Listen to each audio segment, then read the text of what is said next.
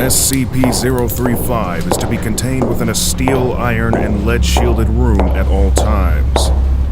Doors are to be triple locked at all times, with the exception of allowing personnel in or out.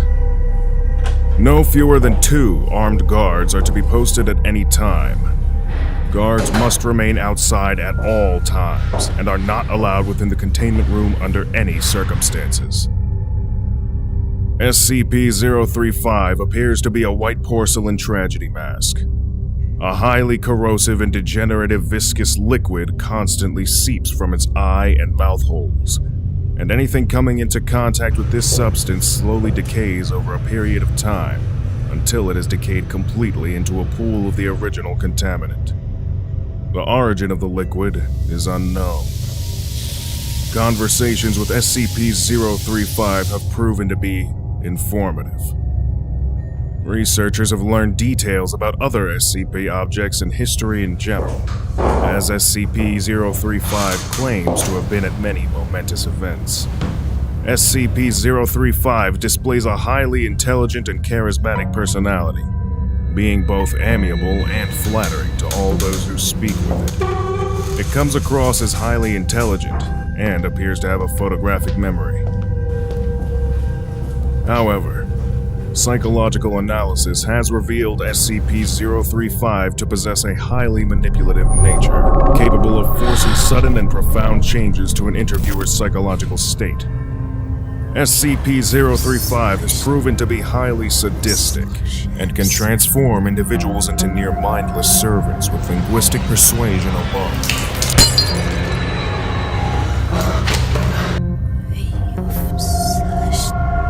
SCP-035 has stated that it has intimate knowledge of the workings of the human mind, and implied that it could change anyone's views if given enough time. SCP-035 appears to be a white porcelain comedy mask, although at times, it will change to tragedy.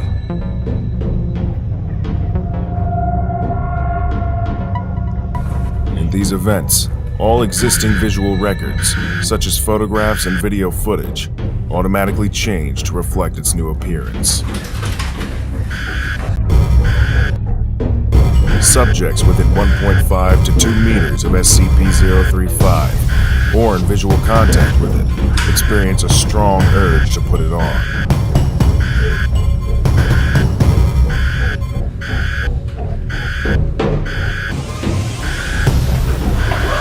When SCP-035 is placed on the face of an individual, an alternate brainwave pattern from SCP-035 overlaps that of the original host, effectively snuffing it out and causing brain death to the subject. The bodies of possessed subjects decay at a highly accelerated rate, eventually becoming little more than mummified corpses. Nevertheless, SCP-035 has demonstrated the ability to remain in cognitive control of a body experiencing severe structural damage, even if the subject's body literally decays to the point where motion is not mechanically possible.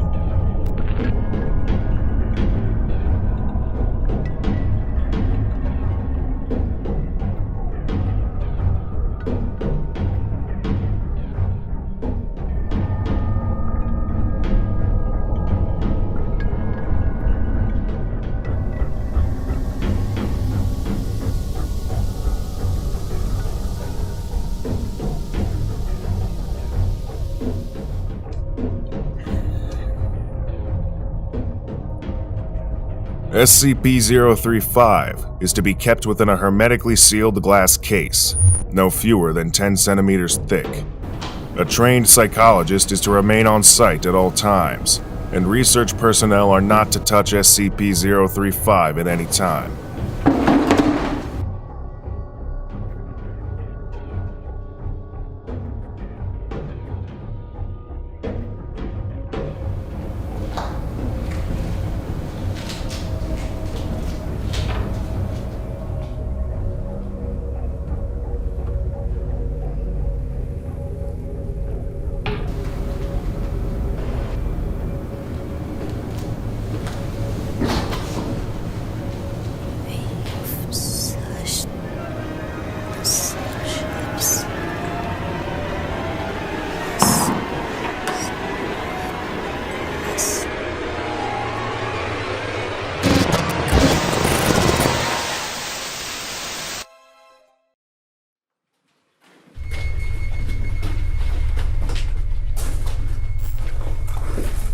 Item number SCP-173. Object class Euclid.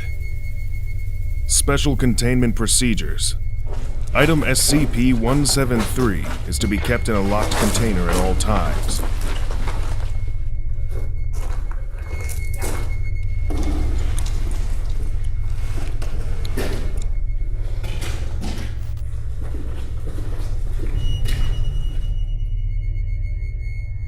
When personnel must enter SCP-173's container, no fewer than 3 may enter at any time.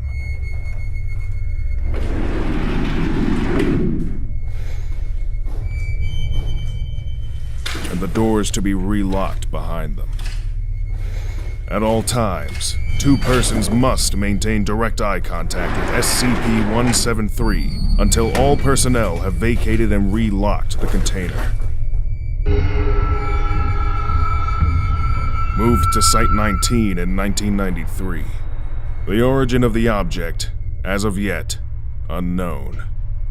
SCP-173 is constructed from concrete and rebar, with traces of Krylon brand spray paint. The reddish-brown substance on the floor is a combination of feces and blood. Origin of these materials is unknown. The enclosure must be cleaned on a bi-weekly basis. Personnel assigned to enter the container are instructed to alert one another before blinking.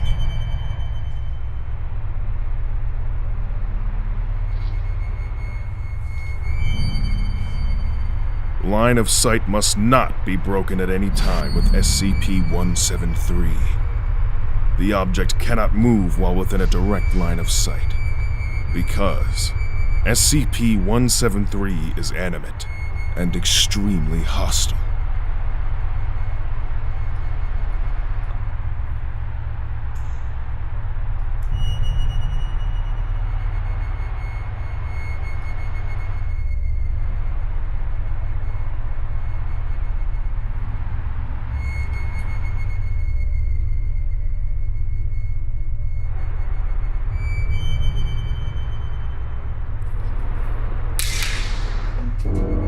Object is reported to attack by snapping the neck at the base of the skull,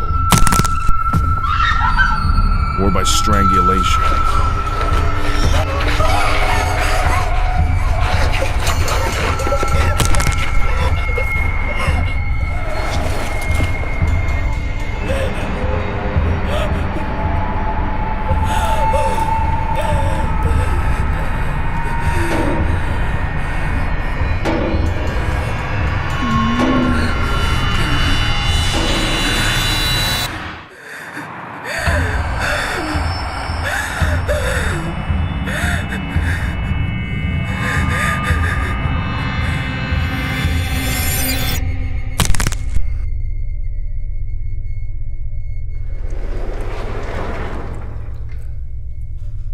In the event of an attack, personnel are to observe Class 4 hazardous object containment procedures.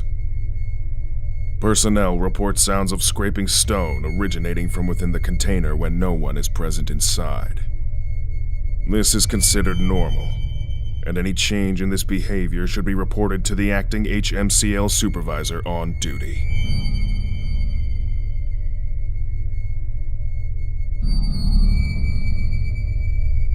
Item number SCP-173. Object class Euclid. End of file.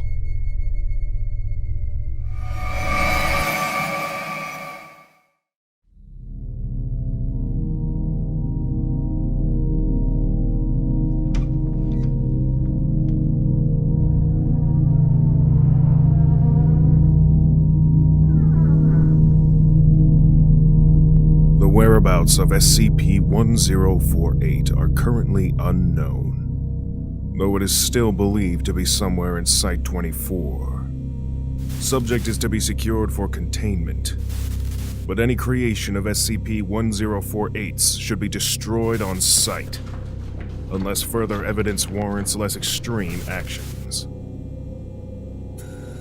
No teddy bears are to be allowed in Site-24 to prevent any confusion or mistaken identity. Any object that resembles a teddy bear is to be reported to the security team immediately. This is not a joke. We have no idea what SCP-1048's full capabilities are. Who knows how many of the damn things are out there by now? Quote by Dr. Carve.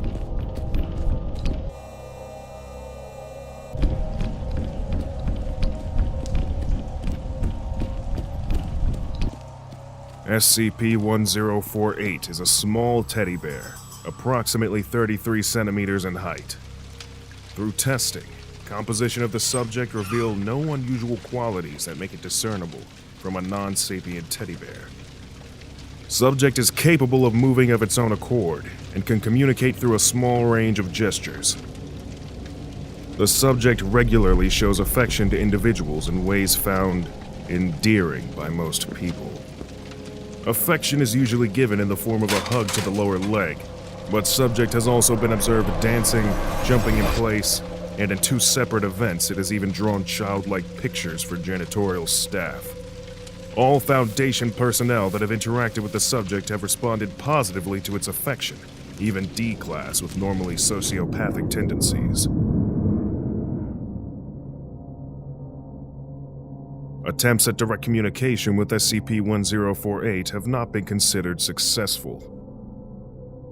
Though it is capable of simple gestures to indicate a yes or no answer, it will often not react to lines of questioning concerning its nature and where it originated from. It is not known if this is because SCP-1048 simply does not know the answers, or because it does not want to answer.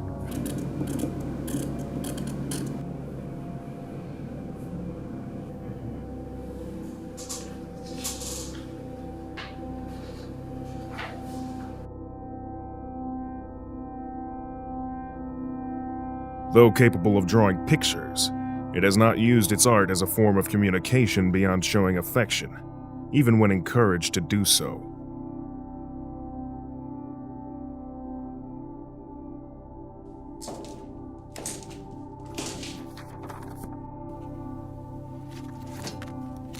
The more anomalous behavior of SCP-1048 was not observed until approximately 7 months after it was originally secured.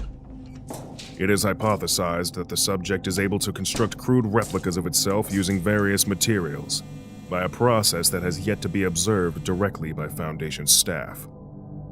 Dr. Carver has suggested that SCP-1048 uses its endearing qualities to lull those around it into a false sense of security, allowing it to collect materials to produce these creations.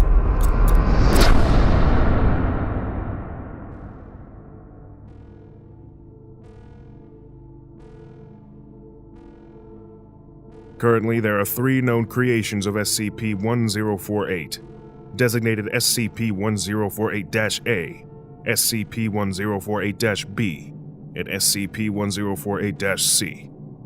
The nature of these creations has been in stark contrast to SCP-1048's general behavior, as all have exhibited extreme violence towards humans.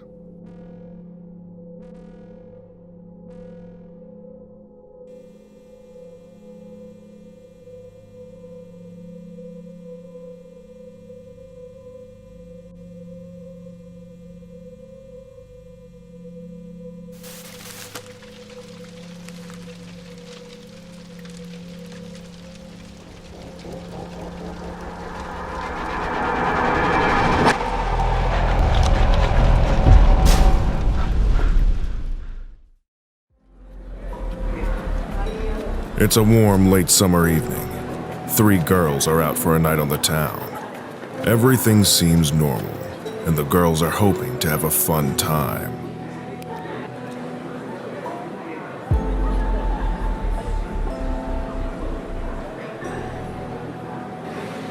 But little do they know that someone or something is lurking in the shadows, watching, waiting.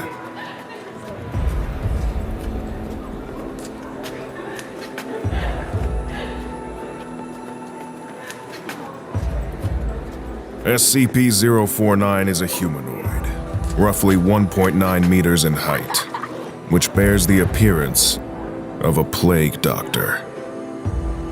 While SCP-049 appears to be wearing the thick robes and mask indicative of that profession, the garments instead seem to have grown out of SCP-049's body over time, and are now nearly indistinguishable from whatever form is beneath them.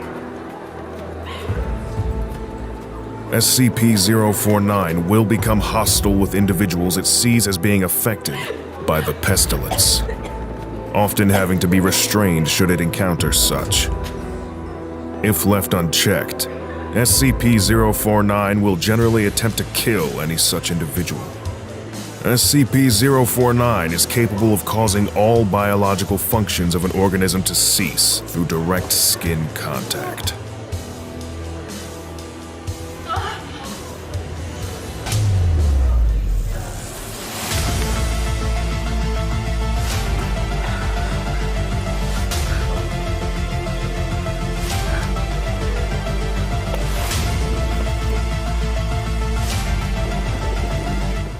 SCP-049 has expressed frustration after these killings, indicating that they have done little to kill the pestilence, though it will usually seek to then perform a crude surgery on the corpse, using the implements contained within a black doctor's bag it carries at all times.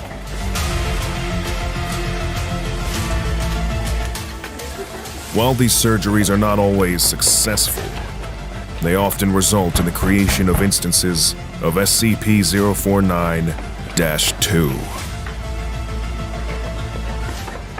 SCP-049-2 instances are reanimated corpses that have been operated on by SCP-049. These instances do not seem to retain any of their prior memories or mental functions, and they can become extremely aggressive if provoked, or if directed to by SCP-049. Despite these alterations, SCP-049 often remarks that the subjects have been cured.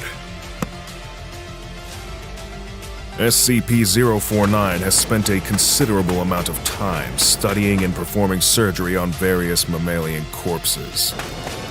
SCP-049 will routinely spend several days performing surgery, and then spend several more days documenting its findings in a thick leather journal stored within its doctor's bag. SCP-049 will often seek to share its findings.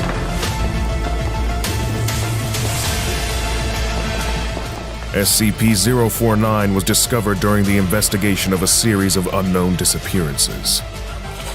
During a raid on a local home, investigators found several instances of SCP-049-2, as well as SCP-049. While law enforcement personnel engaged the hostile 049-2 instances, SCP-049 was noted as watching the engagement and taking notes in its journal. After all of the 049-2 instances were dispatched, SCP-049 willingly entered Foundation custody.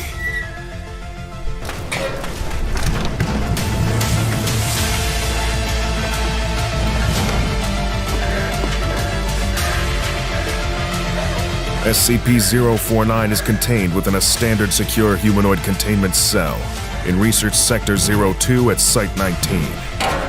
The following is from the 049 Incident Report. Quote, "Living human subjects are the only way to proceed forward, I have decided. I have gleaned all I can from corpses. My desires turn towards tending to those still living who suffer from the disease."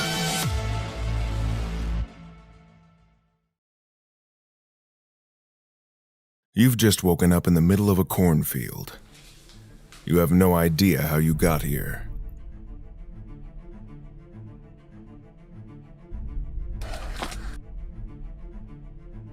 What's that? You notice something rustling in the corn behind you. Run!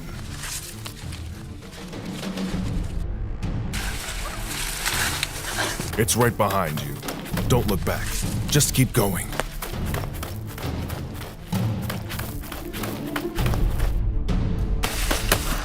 You've made it. You've just reached safety.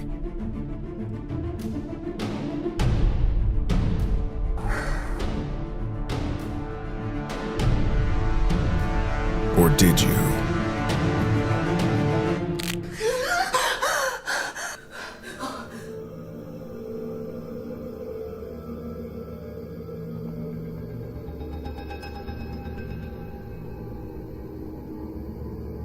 Special Containment Procedures. All instances of SCP-1498 are to be held in standard containment chambers, located within Site-77. One technician is to be on hand to answer any calls placed to SCP-1498. Transcripts of all calls must be placed in Site-77's non-anomalous records archive. Any persons found to have interacted with SCP-1498 are to be quarantined for 2 months, or until they show any signs of SCP-1498. Subjects showing signs of exposure are to be contained as an instance of SCP-1498-1, which require the same accommodation as instances of SCP-1498. SCP-1498 is a collection of 30 autonomous bundles of phone cords and handsets, assembled in such a way that they resemble sheep. Instances of SCP-1498 are fully ambulatory and will wander their containment chambers aimlessly. The words "Make your own custom dreamscapes with your friends at the O'Neary Collective" are printed on each instance. If a sapient organism attempts to use one of the phone handsets present on SCP-1498, they will hear 3 rings, followed by a voice identifying themselves as an operator for the O'Neary Collective. This voice will instruct the subject on various options they have for dreaming and make suggestions for enhanced dreaming experiences. Following the completion of this call, the subject will lose consciousness for 9 hours. When the subject regains consciousness, they will claim to have experienced the dream they ordered to any exact specifications they may have made.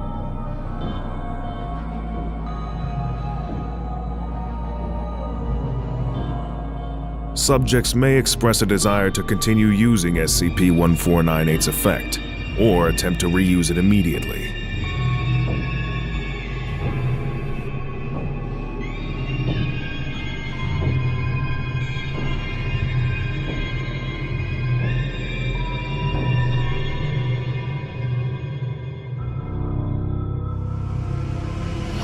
As subjects are repeatedly exposed to SCP-1498, they may begin to experience changes to their bodily and mental state. Subjects affected by SCP-1498 will express a desire to sleep as frequently as possible, preferring the use of SCP-1498 if they are able to. While asleep, portions of the subject's cranium and skull will be replaced with portions of telephones similar to those found on SCP-1498. This has manifested in a variety of ways, including subjects coughing up telephones, with cords extending into their esophagus, telephone wires beginning to grow in place of hair, ringing devices found on rotary telephones within the subject's ears, which may begin ringing continuously, vocalizations being replaced with dial tones.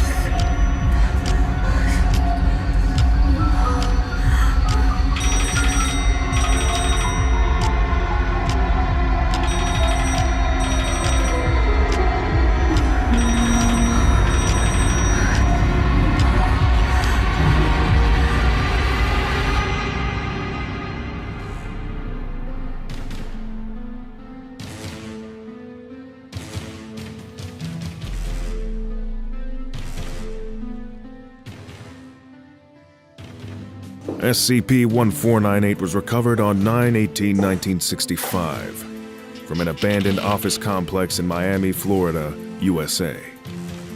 After reports of bizarre livestock reached local Foundation assets.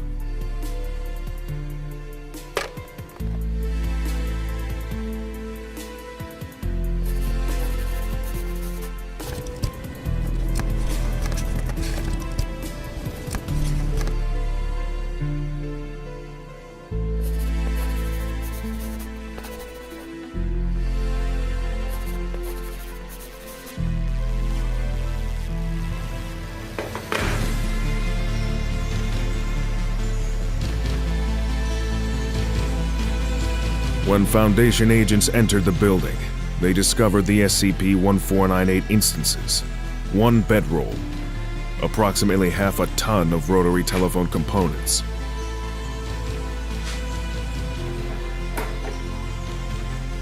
and 2 pints of Type AB blood in a glass jar. In addition, one pajama onesie, well worn, was discovered folded at the bedroll. Testing has shown several months' worth of sweat and body oils soaked into the fabric.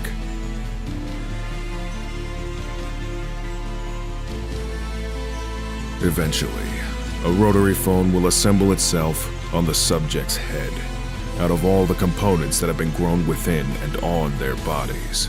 As of 11/14/1965, SCP-1498 has been classified as Euclid. End of file.